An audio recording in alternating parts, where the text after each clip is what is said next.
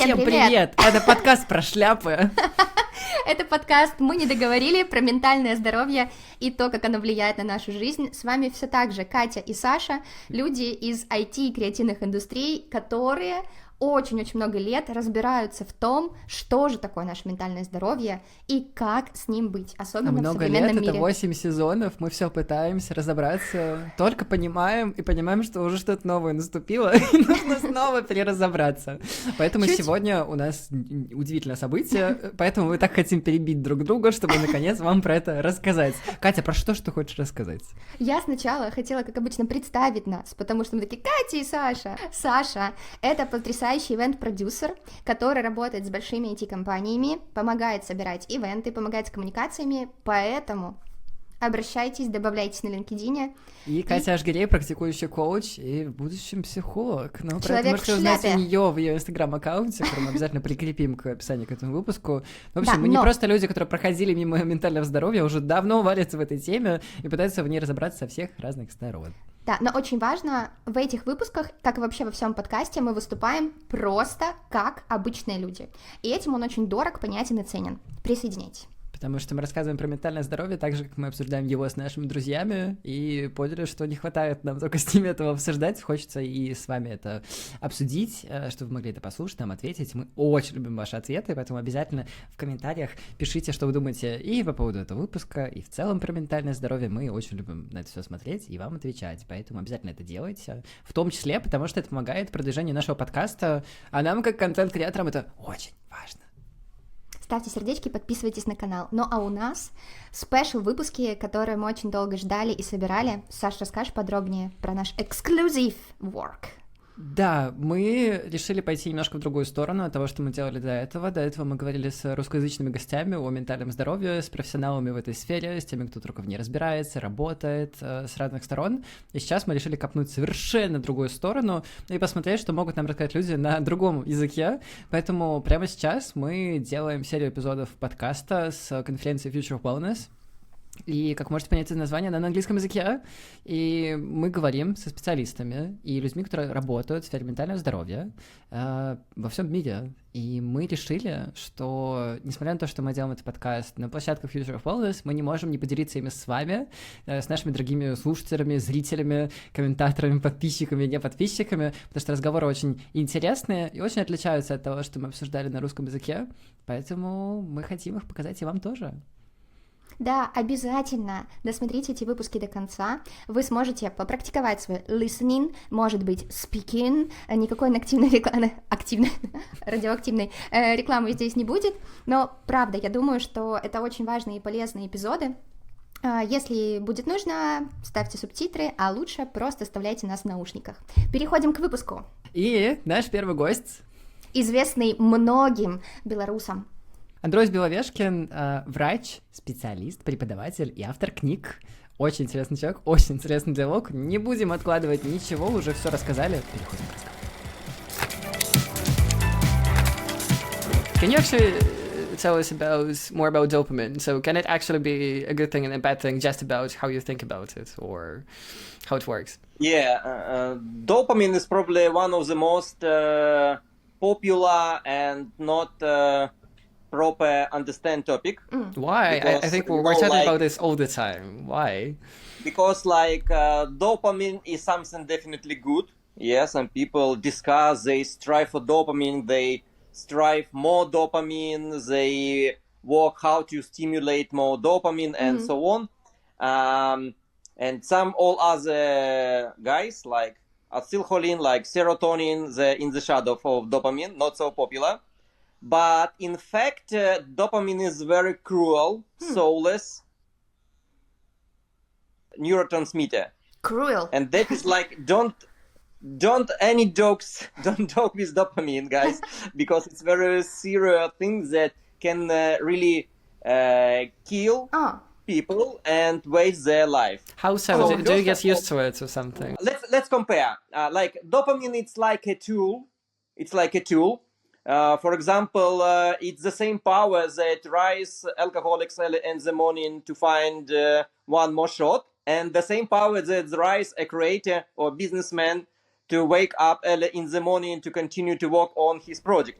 It's absolutely the same power, the same dopamine. Awful. No way. It doesn't feel right, but what Yeah. you're saying is correct. Okay. But I just want to mention about this tricky dopamine and cruel dopamine that just a few days ago I returned from holidays from Italy, and I just met with my family, which I a long time no see, and just now I have, that gap, like it was like that, very, very high level of dopamine, and now I just somewhere like in the middle of depression, and just, oh my gosh, in my life everything is okay, but what happened now? I just can't do nothing, and I want to live in Italy with my family, what the fuck, sorry. Hey, dopamine, please, working. Yeah, it's a very common story. For example, many people like when we talk about sex, and here there is also a common story like about postcoital blues. I mean, like drop of mood after sex, and many people suffer from it or why people smoke after sex because they feel this drop and want to compensate. Some people eat, some people smoke. It depends. It's up to you. Something And comforting for you. sleep. Someone sleep. Or sleep. Yeah. Sleep is the best story. Oh. Because, for example, after a very high peak spike, we have this also drop. And this drop sometimes is very uncomfortable and creates this like a very bad feeling. Yeah, but it's normally, it's just a normal way to just be in this mood and just, okay, now I have just the strike about loud dopamine, but I should be here, so everything is okay, yeah? In normal relationships, there is another source of dopamine through oxytocin. If you have a good relationship, you like enjoy each other, you have a valid, true, long-term relationship. After sex, we have increase in oxytocin, like hugs hormone, yeah, and it prevents dopamine from going down too deep, and we have this smooth curve leading you to a deep sleep with full restoration. So you're basically biohack with your own Yeah. stuff that Yeah, happens so in your it's body. a biohack that monogamy, it's a good life hack against this dopamine crash. Oh, we have a title for all of Perfect. this. Yeah. This very famous, this Coolidge effect? Yeah. The story is also about novelty and dopamine, because from the point of view of our dopaminergic system, everything new is better that you have. Okay. Like without details. It's also kind of trap that is common for technology development, for everything else, for human development. Let's try something new because we unconsciously believe that something new will be definitely better than old techniques or old practices that we have. And that is also a kind of distortion in our brain that we should to be aware of. But it's a weird balance because we always want new stuff, but when it happens, we always want something that we're used to, which is always a weird thing that happens. Yeah, but the simple answer how to deal with all these biases is to use your brain. Without like false dilemmas, which is best. For example, old or new ones, we should ask proper question, which works best from the scientific point of view. For example, we can run experiment, collect data, and understand from the scientific point without reaction on our inherited biases or perception distortions and so on. But this can get weird sometimes because sometimes you know that something is right long term, and you know that science backs it up and it's all good, but still emotionally you want to do a different thing. So how do you fight that? Yeah, it's a very good question about temporal discounting. Yeah, like economists or future discounting. It's depend on your mindset, on your horizon of planning. It can differ. For example, alcoholics plan to the next bottle. Yeah, drug addict plan to the next, to the next pill. Or many people live from one salary to another salary. They have 30 days is horizon planning. Some people live from 5 years. And dopamine and many businessmen of them just in live terms from of one cell to generations. another. Yeah, it was a good quotation about that. Healthy society is when an old man plant trees, knowing that he wouldn't have a rest in their shadow. it's for a new generation. And that's create really, really beneficial, safe, horizon of planning. Because from the conservative, for example, point of view, like one of my favorite philosophers, like Roger Scruton from Britain, by the way, I like this quotation that healthy society is society of dead, living, and unborn. And that's a consensus that include interest of all three kinds of people. And that is the most healthy and sustainable society. When we respect the interest of our ancestors, of our culture, of our background, when we understand interest of living people, and of course interest of unborn. I mean, it's about ecological consequences of our activity. It's about safety and all other issues that we will definitely face in the future. So many of us act like ostrich, trying to hide our heads in the sand, but our asses are stay unprotected. I hope one day we will have a world like that, definitely like that.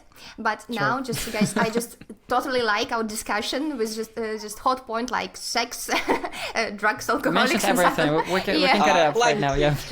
Yeah. Just let me pick you up just two steps before. Andrew, can you just describe to us and to our auditory something about yourself, just in a few words? Who are you? You're interested, not interested, who are you working, and your area of interest and something like that. Just to know you more. I want to start from my age of 10 years old. Okay, that's quite superior. Okay. I got as a present a microscope and start walking around with almost scientific research of everything. And from childhood, I like to solve different mysteries or challenges, scientific or in school or something else. And I don't have a particular field of interest. For example, I was on school Olympiads on physics and in biology and in math. But human is the biggest mystery, of course. And my main motivation for medical university was desire to solve different tasks, because as doctors say that each disease is experiment conducted by the nature. So we can understand each patient as a mystery, as a possibility to understand human's nature deeper. And it works, because even nowadays each new patient, each new client is always a possibility to learn something new. And many clients, they educate you even better than your interest and curiosity, because you have to solve this task. You have to understand how to change behavior of this person. You need to get this deep understanding, what motivates, what's important, what are the hidden obstacles in this behavior, why you can't help him to overcome this gap between intention and action, like the main challenge in behavioral medicine, and all other mysteries. It's really very dopaminic, urgic for me to solve these challenges, because you feel like, I got it. Because you feel this high of solving this task and feeling this pride and interest, because it was really cool. Oh, so humankind and their brain is just most mysterious and interesting thing for you. So, if we're getting right. Of course. And given that, if we would still ask you for a short description of what you do daily and professionally, what would your intro be about yourself? I'm trying to decrease total amount of suffering in our world and make it healthier in all dimensions, like in one sentence. Right. And can you give us a few examples of what you do to make it happen? For example, I have my educational courses. Most of them are free in YouTube. I wrote 2 books, and some of them also free or almost free. I read, I have my blogs and trying to write posts on all actual topics, and with life hacks, with ideas, And of course, I work in IT, helping to create applications, to apply my approach for like hundreds of thousands of users. So you are a medical advisor at Pauta, am I correct? Now in simple, mostly. It's part of Pauta portfolio, yeah. So let's describe what is Pauta and what is simple, just to make sure that everyone gets it, not just us. Like Pauta is investing company, funding company, and it has some like companies that each company develop a certain product. For example, like simple is coach tracking, helping with nutrition, like zinc for fitness, and so on. So, as I know, Pauta is founding a lot of companies in health industries, mostly wellness industries. Like you may know it from Flow, for example, the most popular app out there for period tracking. But talking about Simple, so you're a medical advisor for Simple. Can you tell us what that means daily? Because I understand that you suggest something for the company, what they should and shouldn't do in like medical things, I think so, for the app. But in terms of more daily things, what do you do daily? About what I'm doing right now, now I work on developing system of insights, how to use users' login and data for motivation, to generate insights, restitution. You know, for example, sometimes you should do a lot of work analyzing your data, even your nutritional logs. What does it mean? Why I choose this after this? How this product influence my body weight change? And this system will help you to analyze all the data without cognitive fatigue, highlighting some insights.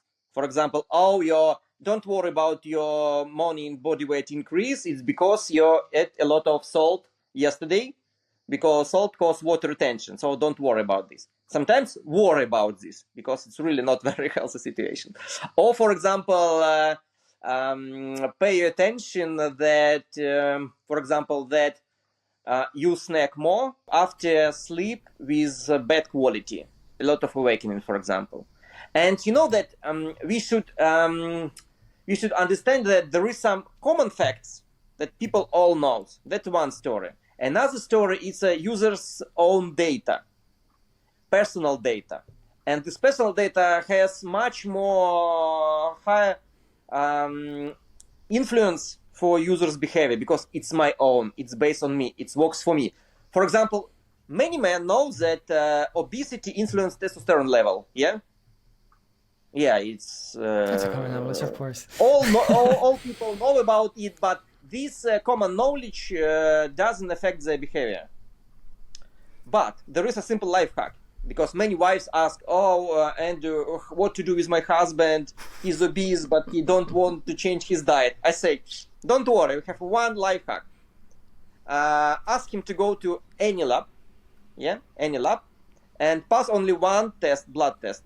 Testosterone level. Get the personal results, and this helps, testosterone really. level. And when man get his result, highlight with red. Right. Very red testosterone line. Oh my God, my masculinity is under the threat. It's danger. Really very important. So I mean, we don't any convention, long dialogues, long a lot of words. Just one blood test taken by him own in any lab. It couldn't be falsified. I mean, like it's up to the client. To me, you see. To me, it sounds like a perfect kickstart when you want to learn something about yourself, just to make it easier from what I understand and from what I do daily. But does it work like long term? Because if you always, if you don't always research the topic yourself, I think it can be quite dangerous to, I think, rely on someone else to give you personal results all the time, or it works on different levels and it can be a good long-term solution. I mean, trust is higher when this data is like absolutely valid, like this blood test that cannot be falsified, that can pass in any lab. So it's very easy. And all this data is based on, for example, in his activity, in his logs. It's his own data, and idea is to transform this passive data that is stored without any use into actionable insight, motivation, advices, and so on. Because all people are different, and you don't know, for example, this life hack with testosterone work for one person because it's connected with their identity.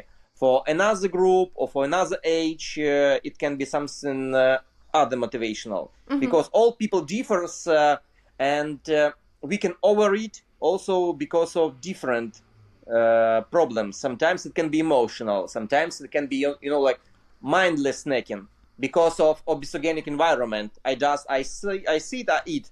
Like, this these dogs that see diet for doctors, it's not eat everything what you see. It's seaweed and fish. Do not confuse. There's a lot of different groups, and users' data can help to understand its own niche, its own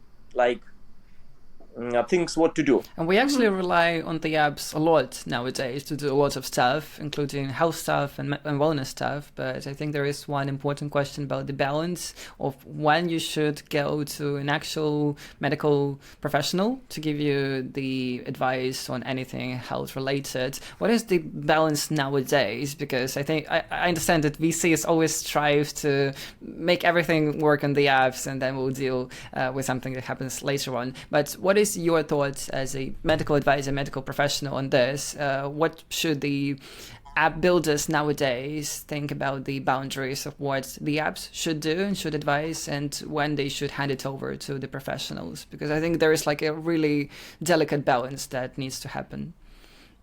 There are two sides in this question. First of all, it's we have a lot of weird advices because really competition and marketing, they attract attention for the most weirdest ideas. For example, like keto, eat only fat, carnivore, eat only protein, alcohol, drink only ethanol, and so on. A lot of weird ideas.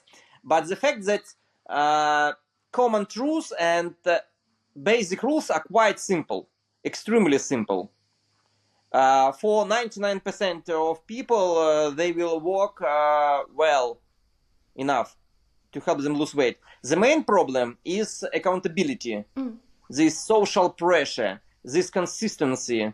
For example, how to check your diet for consistency, also very important questions that I ask my clients. So he or she have a diet plan, and I ask a question. What do you think, or estimate the possibility of following this plan for 5 years? What is your feeling, initial feeling? What is your emotion? Oh, it's impossible. Step back.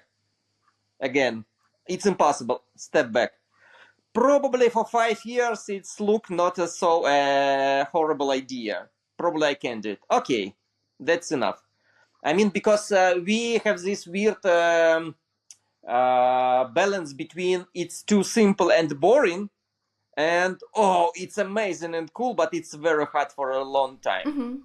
And idea how to balance two contradictory ideas, how to make it very simple and integrate into daily life based on consistency, and save attractiveness of this idea, this vision of future, brilliant, because some small steps, the problem of small steps, they're quite discouraging. For example, 1 kilo for 3 months is moving small, and clients, no. I have no motivation for such small steps. And all this stuff, behavioral, should be balanced and implemented in apps, first of all. They should act as coaches used daily, and it's much cheaper, for example, than real-life coaches. And I think that modern apps, they don't use enough tools from behavioral change. I mean, this pressure should be much higher. Even harder with those guilty notifications. It should be like changing tone of voice, changing wording, to adapt, to find points to convince this user. Because people usually pay for this pressure, social pressure, coach pressure. That's like daily, like someone standing behind your back and you hear it's breathing. I know what you add. I just want to ask additional question about this pressure. So, Andrew, how do you think now our society just have relationship more with the apps, with the social networks and something like that, and just always trying to self-diagnose about something, or I have ADHD, depression, or something like that. But it's a big problem now because the real diagnosis or something like that. It's better to just check on with real professionals. I mean, real therapists, real coaches, and something like that. Because now it's a big trend when people just even going to me like as a coach and said, "Okay, I have depression, but have you checked with a psychotherapist?" No, I just read a book or read a test. Self-diagnosis, it's really, really.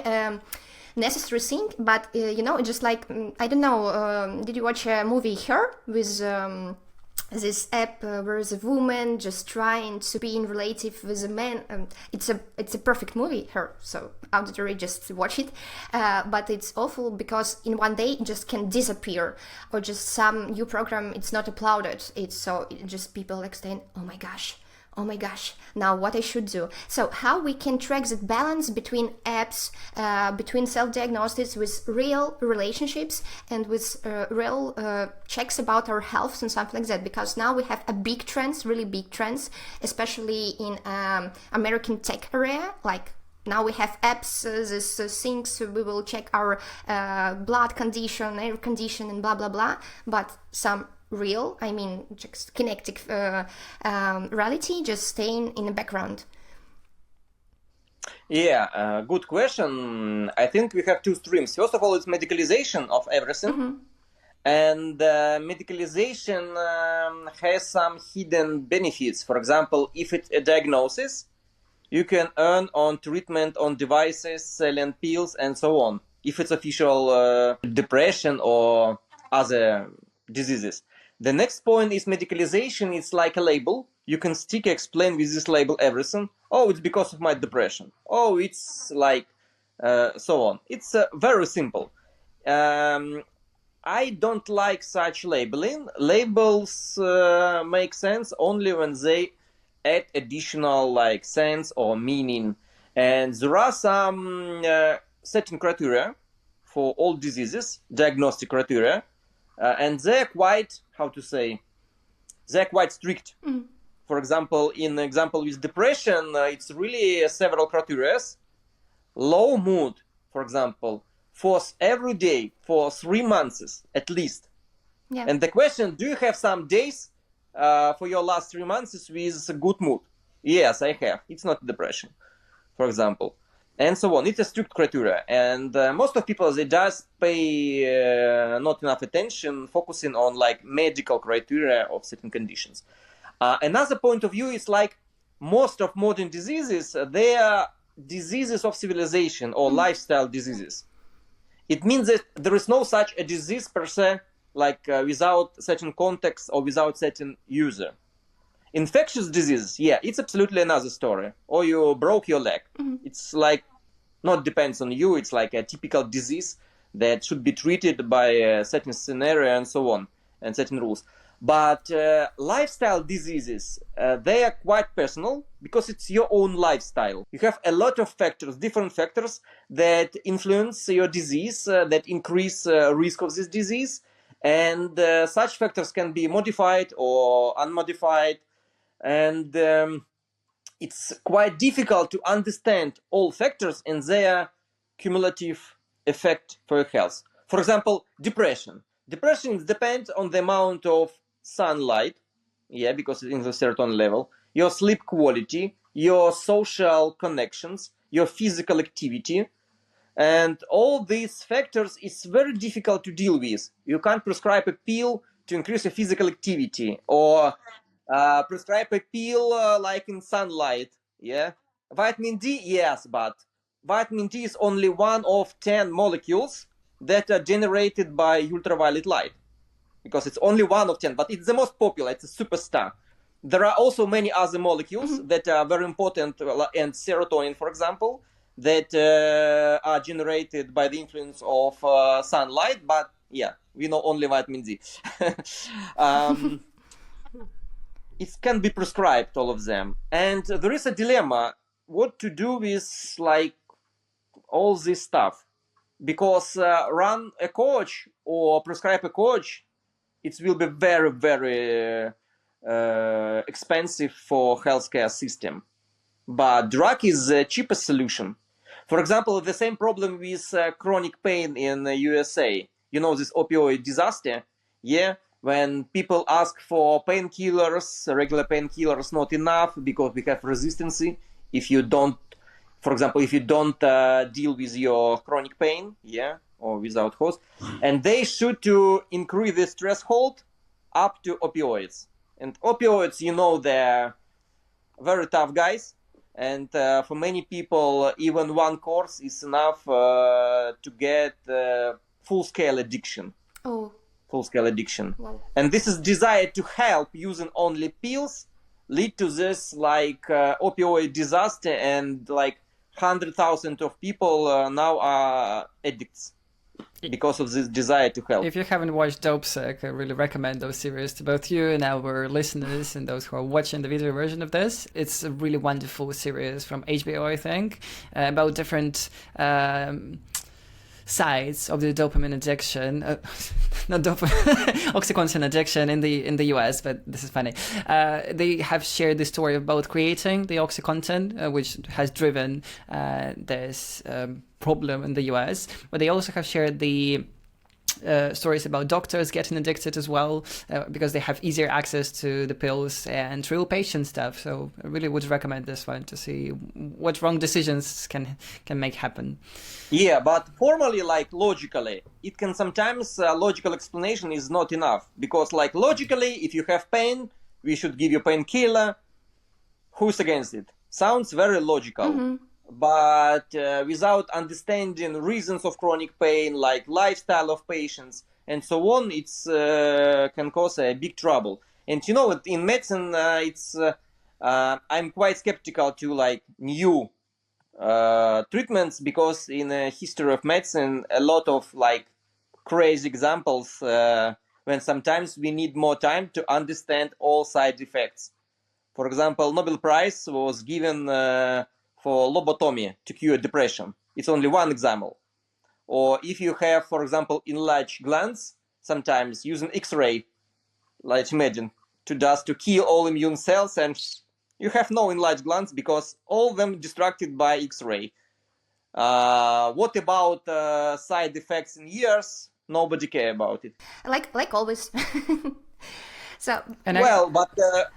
But long-term and side effects, it's a very actual story. For example, now semaglutide, yeah, mm-hmm. or Ozempic. Oh, Ozempic, yeah, just on trends. Yeah, but dopamine is also closely connected to this topic, because Ozempic per se is anti-desire drug. Mm-hmm. The main target of dopamine is hitting ghrelin receptor, also and ghrelin, you know, like appetite is also like appetite for life. Oh, there okay. Is no, so like, not only you don't want to eat food, you don't want to eat enjoying your life. Yeah, I mean, like this impulse, this desire to enjoy something, to get pleasure, it's one sentient brain for all behavioral stuff. For example, like desire to be better person, desire to create something outstanding, desire to have a tasty dinner. It's absolutely the same target. And we see that there are a lot of talks about suicidal intentions and suicides and depression mm-hmm. in Ozempic because, yeah, it's discussed because current study showed like 50% increase in suicidal intention. Oh my gosh, it's quite a big number. Yeah, it's a huge. And all previous drugs, by the way, like superstars that will treat obesity, they were rejected from the market by the same reason. Mm. For example, I miss this name, but 10 or 15 years ago was a superstar that blocked endocannabinoid receptors. Mm-hmm. Like the same story. Another target, but the same principle. block pleasure from eating. It reduces smoking, drug consumption, all this stuff. But the only side effect is depression and suicides. How Minor side positive our effects. topic. So, but Andrew, if we are looking ahead, what is your vision for the future of wellness? So, how it should what topics we should discuss more and more and more, and what we should contribute to that vision? I think future is mental issues should be at the top of interest, and because we have a lot of possibilities we have access to high quality food, to all possibilities for movement, for everything, but it's not enough. The next step, of course, is mental issues, because we see depressions, anxiety are rising, and rate of increase of all mental issues is much higher than physical diseases. And the level of unpredictability in our world is so high that it's quite difficult to tolerate. And this is cognitive load, this unpredictability, this, of course, require a lot of mental reforms, leading to mental fatigue and our mental regress. And sometimes what we see is also kind of mental regress, like infantilization, because this very emotional, very demonstrative behavior, appealing only to emotions, like this egoism, like only I'm important, is everything that is fit for 5-year kid. It's like a stage of development, only I have a meaning, the world doesn't matter. If I feel this, it's true. You mean this famous concept for post-truth? It looks too difficult, because it's very common against kids, like magical thinking, and in primitive tribes, because your emotion, it's like the only validation that you need. If you feel that it's true, it's true. If you feel it's wrong, it means it's wrong. And sometimes objective reality doesn't have any meaning, because the main reality is my imagination, is my virtual reality. I live here. I don't live in the real world with all the difficulties and all this stuff. And that is a big escape from unpleasant reality into like fantasies, like social positive media, thinking, and so on. Social media, of course, is escape, because social media has many common points with food or with drugs, because it's create virtual reality. Yeah, absolutely. That you like the most. And one of the most distinctive features of addictions is escape from reality. It's the common feature of behavioral drugs, of like chemical drugs, and so on. Escape. Reality is not good enough for us. Virtual world is better, and we want to run from it. And now, Andrew, sorry, I just interrupt you, but now it's a trend. All this gamification and something like that, like, okay, I just put my virtual glasses and we'll be in a better world without wars, without diseases or something like that, and maybe just sit in my comfortable area and even don't go to the shops, so I will have Uber eating or something like that. Yeah, let me explain. It's quite simple in a few words. Like, you know that we have two main guys. It's serotonin, and dopamine. How they act? Serotonin is everything around what you can touch, and oxytocin, for example. It's like here and now neurotransmitters and hormones. You can touch it. You can hug someone. It's your social status, for example, your perception, your talk with friends, your eye-to-eye contact. That is serotonin, how you feel right now. And dopamine is something distant to you, distant in time, distant in, I don't know, for example, impossible to assess it, because too expensive, for example. It's also like dopamine, it's distance. And dopamine, it works when you feel this motivation to read something that is distant to you. And how it works? It's like a balance. If you feel bad right now, if you feel low, you have low serotonin, you have high impulsivity and desire to escape from unpleasant reality. And it works in the opposite too. If you feel good right now, you don't have this all impulses and desire to escape current moment. And for example, this all religious, all like psychological techniques, they focus on be here and now, like meditation in Buddhism, like focus on your breathing, accept current moment, do not resist this reality. All these techniques that about this neurobiological dilemma, to be right now or escape reality to the future or to the past, it doesn't matter. And I mean, being here and now, it's a real one of the most important skills that should be taught and should be developed, because you can't enjoy, you can't do something with reality, you can't improve your world around if you deal with your fantasies about past or future. It's most hard skill now, really. Oh, yes. Yeah, and listen, it's only like level 1.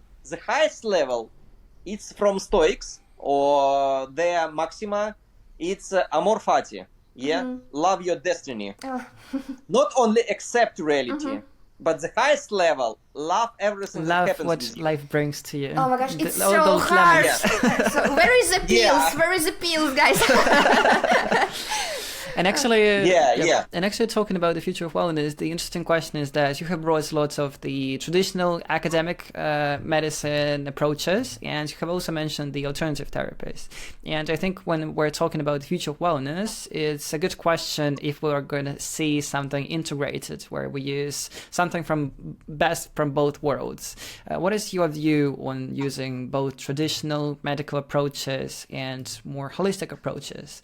Because sometimes they're not joining each other, just running in parallel, but from what I can hear from you, there is a lot of stuff that we can use from both things, not to overuse one of them, and actually try to use both, best of both worlds. But what is your view on that? I think that this distinction is false, mostly, because we have only one true division. It works or it not works. As a doctor, for example, we have some results or we don't have any results. And the only approach that can help us to get proper answers is like experiments. It's like a science. It's a special blind randomized experiments with proper design. And that is the only answer, that is only technique that can help us to understand. Because, you know, sometimes even in modern science, a lot of drugs, for example, spent like millions of dollars and they failed. Theoretically, everything was perfect. But in real life experiment, for example, especially, you know, this against Alzheimer, like dozens of drugs, like billions of dollars, just everything failed. No results. And that is a true criteria. It doesn't matter is it looks scientific or isn't look suspicious. We should have open mind and say, hey, we can just test it. Let's test it without any biases or it can't work. It can't. We just have real life as a field experiment. And I believe that everything in human activity should be based on scientific approach, especially politics. Oh. Because, you know, like far right, far left, left, right, it's like something about beliefs, not about reality. In reality, we can say, hey, guys, okay, of course, you can think or you can feel that that's right, but it's not enough, because sometimes addicts also feel that this cocaine is right for him. Yeah? Your inner feeling doesn't explain this reality. It can be a kind of distortion. Let's run experiment. Okay? Let's choose, this is control town, this is experimental town. About taxes, about like, I don't know, any positions, about elections and all this stuff. It should be without any ideological issues, checked by real life experiments. Because theoretical background is not enough. You see, for example, in pharmacology and medicine, a lot of theoretically perfect things failed in real life tests. So the same story, or like car crash, yeah? We can believe manufacturers that this car is very great, but let's run this car and let's check it. That's my boy, that's experimental approach. I just don't want to stop this this conversation because it's so interesting, but unfortunately we should too. Yeah, but I think I just have one last question from me. I just want to ask about the behavioral changes. So, as we know, you are the founder of Rewell Me app, and I wanted to ask you in specifics of how do you think the apps and the tech, the AI nowadays, will help to shape the behavioral change that we need for the future of wellness. Maybe you can give some examples from your own app and why you have built it. Yeah, Rewell Me, it's my, how to say, like amateur approach to test visuals in comparison with words. Because, you know, I face this problem in depressions, for example. When you read some texts or advices, there's a problem. In depression or anxiety, your prefrontal cortex is weakened and it can't generate this vision of future, or it can't generate emotions from this text description. And in many studies, images work better than words. For example, to see something, to create the therapeutic metaphor is like this very bright and clear visual. And visuals and pictures are processed faster, they evoke more emotions, and they stay in memory much longer than like texts. And this is combination of images or comparison or metaphors. It's very popular, for example, you know, in Buddhism or in Christianity. Also, there are no like theoretical frameworks. It's usually a metaphor. For example, you're a vessel. You can be filled by even a drop of like good deeds or bad deeds. It's a visual metaphor that enhance and isn't understanding all of difficult stuff. And I believe that working mostly with images can overcome these problems and get results faster. I think this is the perfect answer. I think I have no more questions left. Kate, what about you? Yeah, me too. Just sorry for just muting me, not just you hear some clicking or something like that. I'm totally, I don't know, in total interested to all these topics that we mentioned, and just really don't want to stop. But I hope we should. We have to. Yeah, because no one just. All right. Let's continue on conference. Yeah. Sure thing. Oh, it's a hot point. See you there. Yeah. Подписывайтесь на наш канал, поддерживайте наши выпуски, ставьте лайк, колокольчик. Это очень важно для контент-креаторов. И продолжайте ждать новых эпизодов. Они будут совсем скоро. Да, мы надеемся, что вам очень понравился сегодняшний диалог с нашим гостем. Нам, по крайней мере, он очень понравился, очень интересный и insightful, как минимум. Поэтому, если это так, и вам есть что сказать про этот эпизод, напишите обязательно комментарии. Абсолютно поддерживаю этот месседж Катя. Ставьте лайки, подписывайтесь, это очень важно для того, чтобы это видео не потерялось на YouTube, а его нашли другие люди, которым оно может быть полезно, так же полезно, как было вам, надеемся. Поэтому до следующих выпусков. Пока-пока. Пока-пока.